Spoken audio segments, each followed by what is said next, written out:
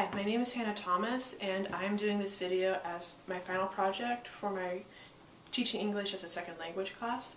I'm taking it at Emporia State University, and this is supposed to be a simulation of where I'm teaching in a classroom.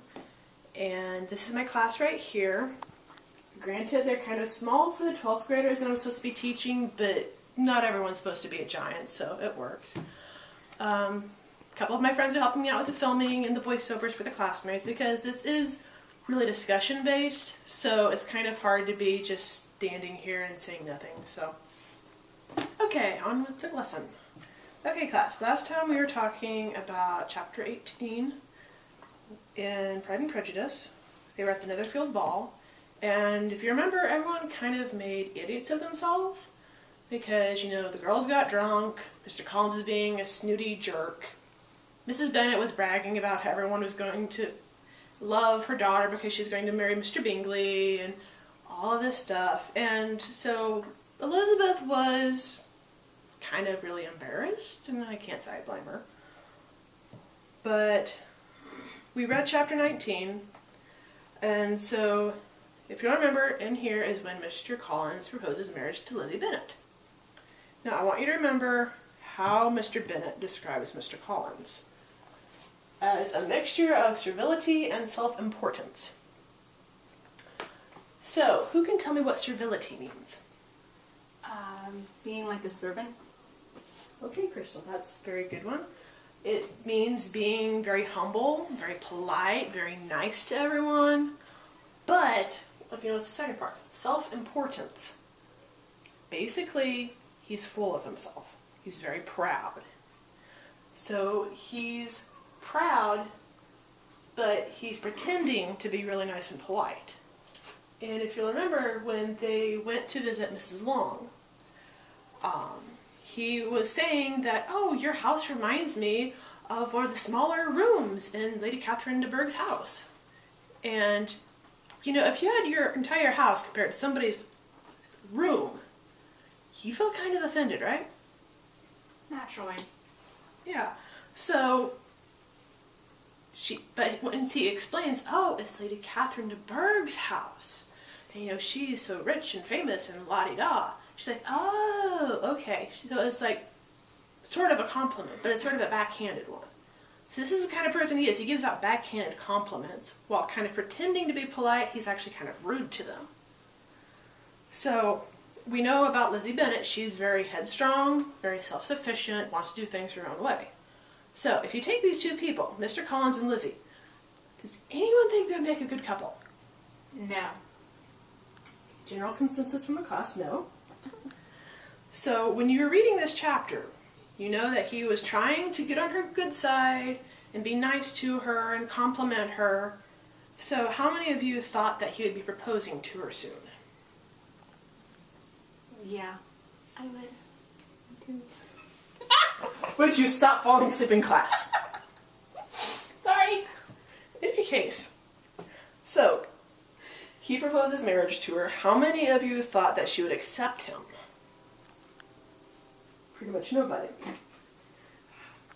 So, knowing that she would probably reject him, did anyone think he would be happy about her decision, or would kind of accept it, or what? Given his personality, he would be very upset. Okay, so that's a very good point. So we are going to watch this part of the video. Beep, beep, beep. There's no computer here, but I'm pretending there is. And so we're going to watch about 8 minutes from the 1995 version of Pride and Prejudice that was directed by Simon Langton. And you can find it on YouTube or anywhere else pretty much. But we're going to watch that so students can help understand how Mr. Collins and Lizzie act in the scene so they can understand what's going on better. My notes are all messed up. So. Okay, so, finish watching the video. So now we're going to talk about these two different issues that have probably kind of confused people. Entailment basically means that the estate is going to someone other than Mr. Bennet's relatives. Well, his sons actually. Because it usually is the oldest son will inherit the estate when the father dies. But Mr. Bennet has no sons, he has only daughters. So during this time period, women could not inherit the estate. So the closest male relative had to inherit the estate. In this case, it's Mr. Bennett. Excuse me, Mr. Collins. So Mr. Collins is going to get the estate when Mr. Bennett dies, and that's called an entailment. And I don't know how many of you know, but during this time period, it was very important for the country that lands be kept in families. So they had a law where cousins could marry. Not first cousins, like, oh, my mom's sister's son is a first cousin. But it would have to be further on down the line. So there wouldn't be a lot of really wrong genetic imbalances there.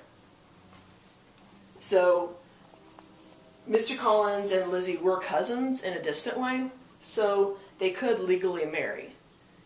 And if you remember, I was talking about this before. When Mr. Bennett dies, Mr. Collins will inherit, and according to the law, he can just kick everyone out of the house. So, Lizzie, Kitty, Lydia, Jane, Mary, and Mrs. Bennett, they all get kicked out of the street, have nowhere to go. So Mrs. Bennett wants Lizzie to marry Mr. Collins so that she will have a place to live when Mr. Bennett dies. So now you understand why there's this desperation going on right now. Okay, and now I want to shift things slightly. Does anyone know anyone who has acted like Mr. Collins? I could probably think of a few people.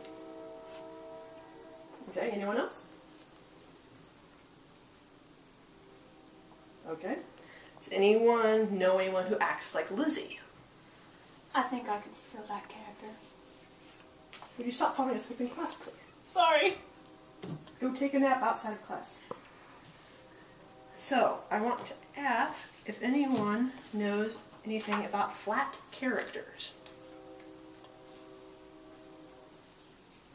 And while you're thinking on that,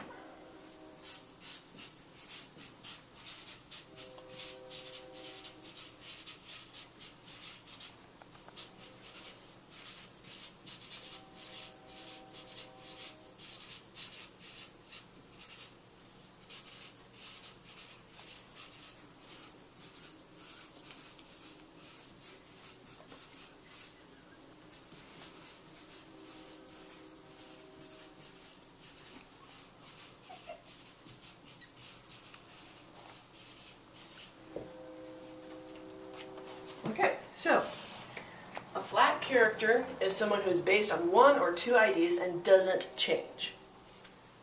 So if you think about this, we have two different types of characters. We have flat characters and round characters. And flat characters are this one. They're based on one or two ideas. They don't change. A round character is someone you see very many different aspects of them. Like, you have a round character, you have a flat character. Okay, so let's pretend that the round character is Lizzie Bennett. Over the course of the book, we see several different aspects of her. I mean, she's stubborn, but she's also very loving toward her family. She's kind of prejudiced, especially against people like Mr. Collins and Mr. Darcy, but she's also very loyal. She's very loyal to her family and her friends.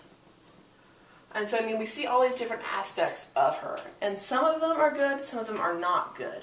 And that's what makes the character more appealing to the reader, because they can identify with some of these, these different aspects of a person. But a flat character is like, you have Mr. Collins. You see pretty much only like one or two aspects of his character. I mean, you see he's pretty much a jerk. I mean, he's very proud. He's kind of rude. He's self-centered. And I mean, all of these are really similar. He's sort of a villain in this book. So you see just like this little bitty section of him. And so if you compare these two, Mr. Collins, you see only negative aspects of his character. Lizzie, you see good and bad aspects of her character. And that's the difference between, you know, round characters and flat characters. So I want you to work amongst yourselves for a couple minutes and talk about what characters in the book you think are flat and what characters you think are round. So students are supposed to work in pairs for a couple minutes. Okay, and after a couple minutes. Okay, what did you think, class? Well, there's really not a whole lot to say about flat characters because they're flat. Okay. How exactly would you elaborate on that idea? Would you say more about it? They're flat. Okay. Okay, so let's just take a look at some of the characters, like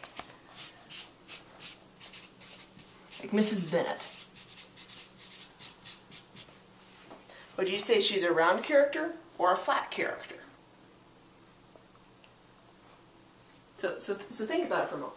She's sort of a silly lady. She wants her daughters to be married. And she will go to any lengths to see them do it, no matter if she embarrasses herself, if she embarrasses her entire family. And she's very prone to hysterics, to getting upset over the tiniest little thing.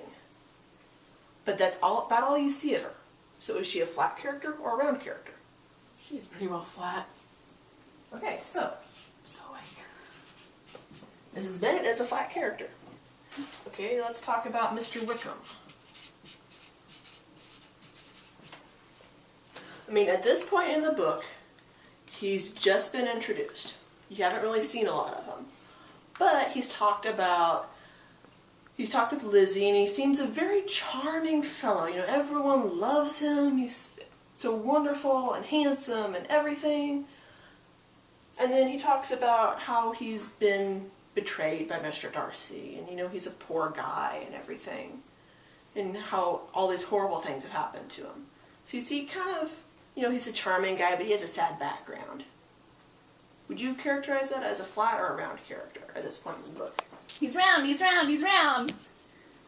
Okay. At this point in the book, I think we could argue for flat or round, because we haven't seen a lot of him yet. I mean, he's just been introduced. So for now, let's put round, and later in the book we'll come back to that. And we'll see how that changes.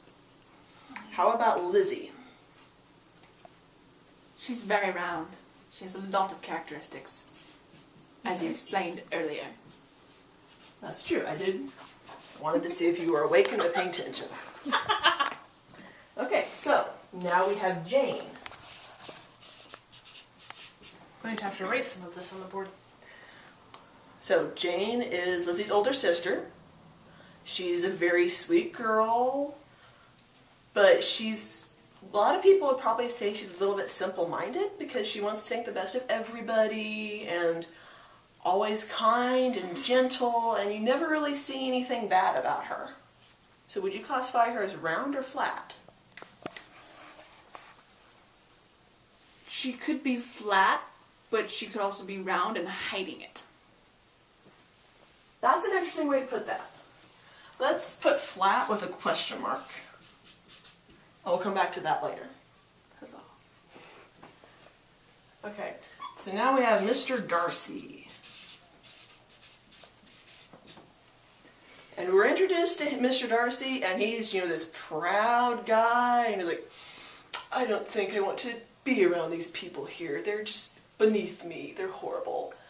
And so you get introduced to him, and he seems kind of a flat character. I mean, he's really proud and snobby. But, you know, the story goes on, and you see, you know, he's falling in love with Lizzie. Maybe he's not such a bad guy. And then we hear from Mr. Wickham that he's a bad guy, because he cheated Mr. Wickham out of all his money and stuff.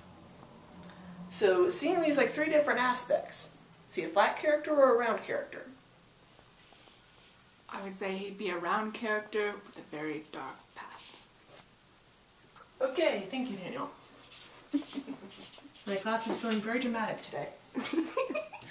Okay, so now that we've talked about this, I'm going to hand out a worksheet, and it's got some basic questions on, what the entailment is, why cousins can marry, flat characters, and I want you to think of at least one person that we have not talked about here. There's lots of characters in this book, so it shouldn't be too hard to do. Think of one character, explain if you think they are flat or round, and why you think they are flat or round characters. Any questions before I hand these out?